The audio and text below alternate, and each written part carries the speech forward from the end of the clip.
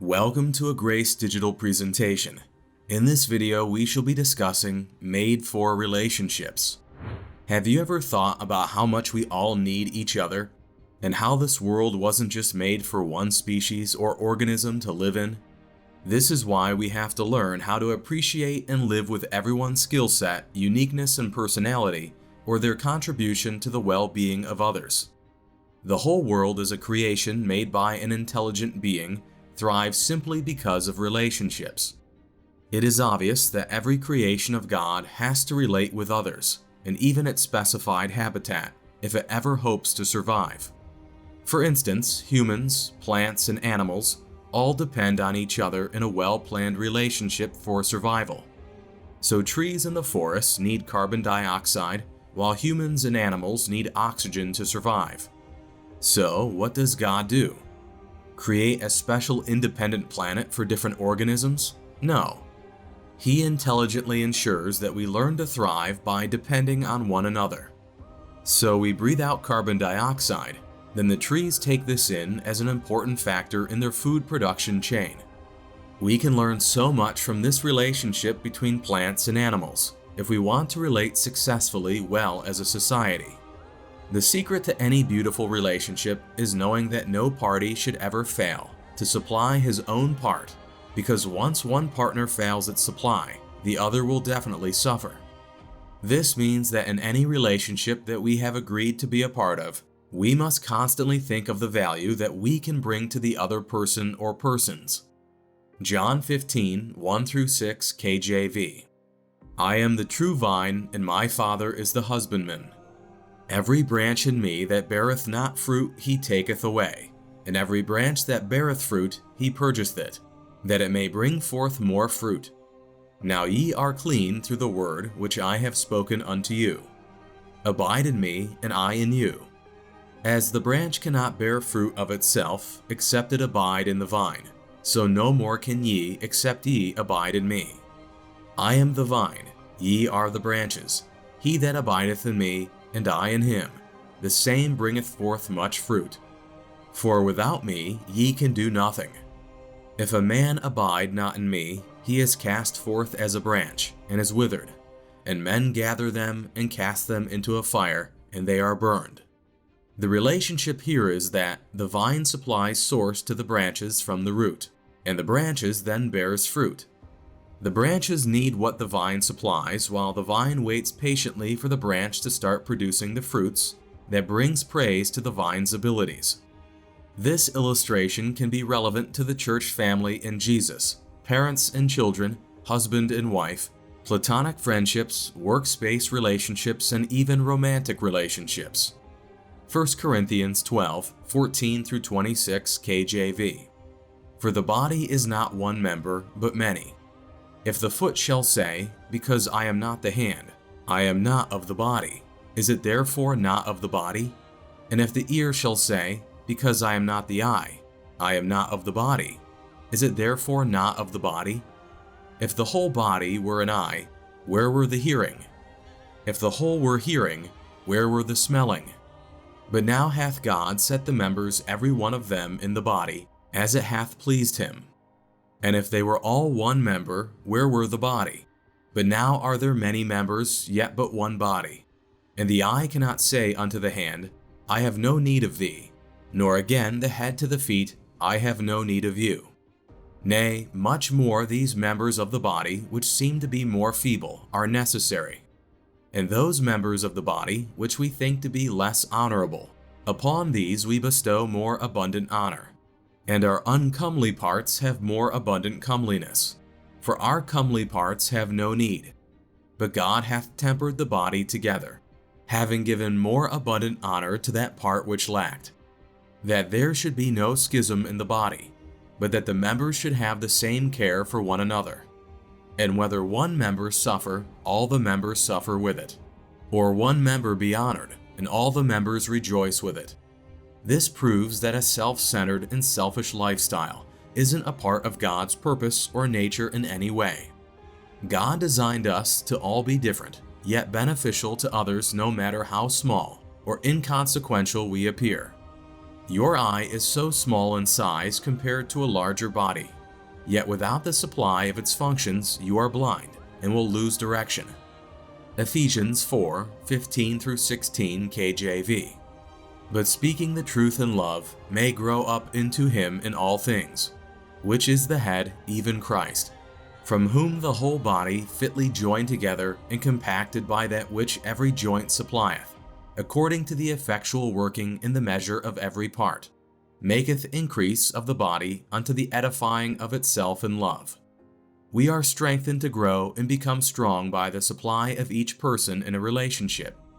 If relationships are to flourish, then these elements are crucial: unity of purpose, agreement of mind, and common interest. Amos 3:3 KJV. Can two walk together except they be agreed? The level of achievement that was recorded in the building of the Tower of Babel was a result of the presence of these three elements among the people. Genesis 11:1-9 KJV. And the whole earth was of one language and of one speech. And it came to pass, as they journeyed from the east, that they found a plain in the land of Shinar, and they dwelt there. And they said to one another, Go to, let us make brick, burn them thoroughly. And they had brick for stone, and slime had they for mortar. And they said, Go to, let us build a city and a tower, whose top may reach unto heaven, and let us make us a name, lest we be scattered abroad upon the face of the whole earth. And the Lord came down to see the city and the tower, which the children of men builded. And the Lord said, Behold, the people is one, and they have all one language. And this they begin to do, and now nothing will be restrained from them, which they have imagined to do. Go to, let us go down, there confound their language, that they may not understand one another's speech. So the Lord scattered them abroad from thence upon the face of the earth, and they left off to build the city. Therefore is the name of it called Babel, because the Lord did there confound the language of all the earth. And from thence did the Lord scatter them abroad upon the face of the earth. There is an incredible power that is available when there is unity among people. As we grow daily, we must come to the realization it is time to start building tangible and time-tested relationships that are founded on unity of purpose, agreement of mind, and common interest. With these, there is nothing we cannot accomplish. Another example of the power of agreement is that of Caleb and Joshua with the vision of God for Israel. Exodus 3:8 KJV. And I am come down to deliver them out of the hand of the Egyptians, and to bring them up out of the land, unto a good land and a large, unto a land flowing with milk and honey, unto the place of the Canaanites, and the Hittites, and the Amorites, the Perizzites, and the Hivites, and the Jebusites. Numbers chapter 13 KJV. And the Lord spake unto Moses, saying, Send thou men, that they may search the land of Canaan, which I gave unto the children of Israel. Of every tribe of their fathers shall ye send a man, every one a ruler among them. And Moses by the commandment of the Lord sent them from the wilderness of Paran. All those men were heads of the children of Israel. And Moses sent them to spy out the land of Canaan, and said unto them, Get you up this way southward, and go up into the mountain, and see the land, what it is, and the people that dwelleth therein, whether they be strong or weak, few or many, and what the land is that they dwell in, whether it be good or bad, and what cities they be that they dwell in, whether in tents or in strongholds, and what the land is, whether it be fat or lean, whether there be wood therein or not. And be ye of good courage, and bring of the fruit of the land. Now the time was the time of the first ripe grapes. And they returned from the searching of the land after 40 days. And they brought up an evil report of the land which they had searched unto the children of Israel, saying, The land through which we have gone to search it is a land that eateth up the inhabitants thereof. And all the people that we saw in it are men of great stature. And there we saw the giants, the sons of Anak, which come of the giants. And we were in our own sight as grasshoppers, so we were in their sight. But Caleb and Joshua had another spirit, the spirit of faith which agreed wholeheartedly with what God had promised. Numbers 14, 6 through 9 KJV. And Joshua the son of Nun and Caleb the son of Jephunneh, which were of them that searched the land, rent their clothes. And they spake unto the company of the children of Israel, saying, The land which we passed through to search it is an exceedingly good land. If the Lord delight in us, then he will bring us into this land and give it to us, a land which floweth with milk and honey. Only rebel not ye against the Lord, neither fear ye the people of the land, for they are bread for us. Their defense is departed from them, and the Lord is with us. Fear them not. All those spies that brought the evil report in the congregation that murmured against God, 20 years and above were destroyed in the wilderness. But only Caleb, Joshua, and the children below 20 year were brought into the promised land, flowing with milk and honey. Numbers 14, 26 through 32 KJV. And the Lord spake unto Moses and unto Aaron, saying, How long shall I bear with this evil congregation, which murmur against me? I have heard the murmurings of the children of Israel, which they murmur against me. Say unto them, As truly as I live, saith the Lord, as ye have spoken in mine ears, so will I do to you. Your carcasses shall fall in this wilderness, and all that were numbered of you according to your whole number, from 20 years old and upward, which have murmured against me. Doubtless ye shall not come into the land, concerning which I swear to make you dwell therein, save Caleb the son of Jephunneh, and Joshua the son of Nun. But your little ones, which ye said should be a prey, them I will bring in, and they shall know the land which ye have despised. But as for you, your carcasses, they shall fall in this wilderness. Caleb and Joshua related well with God's vision and plan for Israel, by agreeing in faith, and that moved God to bring his plans to pass. In our relationship with God, we have to always agree with his plans and purpose for our lives by trusting in him, committing our ways to him, and he will bring them to pass. Psalms 37, 3 through 5 KJV. Trust in the Lord and do good, so shalt thou dwell in the land, and verily thou shalt be fed. Delight thyself also in the Lord, and he shall give thee the desires of thine heart. Commit thy way unto the Lord, trust also in him, and he shall bring it to pass. So how do we build integrity and trust in relationships? Number 1, be reliable and dependable. Simply put, let your yes be yes and no be no. James 5:12 KJV. But above all things, my brethren, swear not, neither by heaven, neither by the earth, neither by any other oath. But let your yea be yea, and your nay be nay, lest ye fall into condemnation. Also, we must go beyond the surface to regularly make constant sacrifices that will benefit them and just self. Number 2, let the relationship have an objective, and let each one commit to working hard to achieving this. Acts 23:12 through 15 KJV.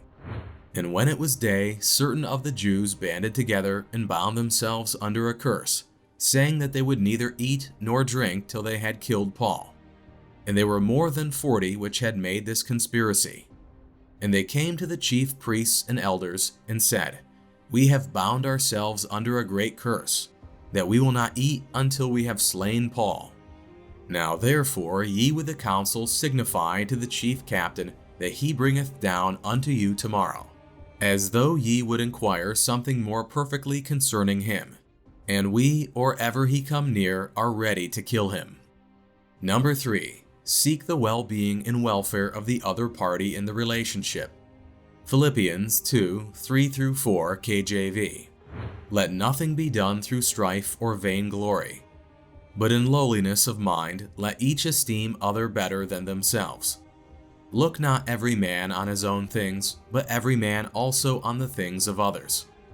Number 4, be an asset in the relationship, add value to your partner. 1 Corinthians 10:24 KJV. Let no man seek his own, but every man another's wealth. Let's look at why we should build integrity in our relationships. Number 1, we are designed and built to depend on good relationships. Genesis 2:18 KJV. And the Lord God said, It is not good that the man should be alone. I will make him and help meet for him. Number 2. It builds and strengthens society. Genesis 11:6 KJV. And the Lord said, Behold, the people is one, and they have all one language. And this they begin to do. And now nothing will be restrained from them which they have imagined to do. Number 3. It provides support and builds confidence in us. Acts 4:23-24 KJV. And being let go, they went to their own company and reported all that the chief priests and elders had said unto them. And when they heard that, they lifted up their voice to God with one accord, and said, Lord, thou art God, which hast made heaven and earth, and the sea and all that is in them. Number 4. It takes care of generations unborn. The nation of Israel and all the redeemed of the Lord are drawing from the covenant relationship Abraham had with God. Galatians 3:13-14 KJV. Christ hath redeemed us from the curse of the law, being made a curse for us.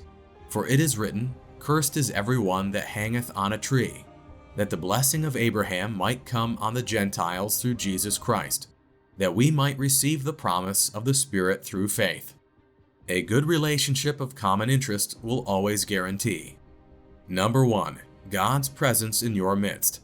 Matthew 18:20 KJV. For where 2 or 3 are gathered together in my name, there I am in the midst of them. Number 2. God's blessings. Psalms 133:1-3 KJV.